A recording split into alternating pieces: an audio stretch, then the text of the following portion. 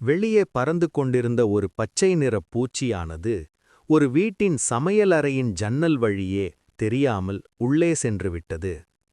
உள்ளே சென்ற பூச்சி வெளியே செல்ல வழியை தேடி அங்கும் இங்கும் பறந்து அலைந்தும் வழியே தெரியவில்லை. வெளியே போக தவித்துக் கொண்டிருந்த பூச்சியை பார்த்து கொண்டிருந்த ஒரு பெண் காப்பாற்ற நினைத்து பூச்சியை பிடித்து வெளியே விட முயற்சிக்கும்போது பூச்சியானது தரையில் ஒட்டிக்கிட்டும் கையில் அகப்படாமல் நழுவிக்கிட்டும் தரையை இறுக கெட்டியாக பிடித்து கொண்டது. வலுகட்டாயமாக அந்த பூச்சியை நழுவ விடாமல் ஒரு கையில் கெட்டியாய் பிடித்து ஜன்னல் வழியே பறக்க விட்டபோது பச்சை நிற பூச்சியானது மகிழ்ச்சியாக பறந்து சென்றது.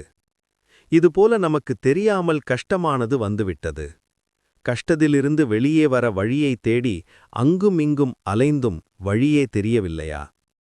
வெளியே செல்ல தவித்துக் கொண்டிருந்த பூச்சியை பார்த்து கொண்டிருந்த அந்த பெண் மாதிரி கஷ்டத்திலிருந்து வெளியே வர நாம் தவித்துக் கொண்டிருப்பதை இறைவன் பார்த்து கொண்டுதான் இருக்கிறான்.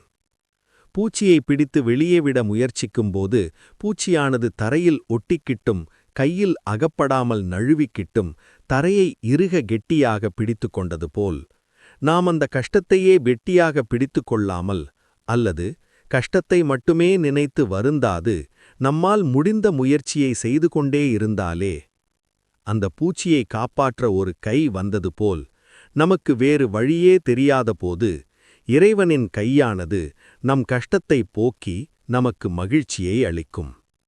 இந்த கதையின் மூலம் நாம் உணர வேண்டியது என்னவென்றால், நம்மால் முடிந்த செயலை மட்டும் செய்தாலே போதும், முடியாததை நம்மை படைத்தவன் பார்த்துக் கொள்வான்.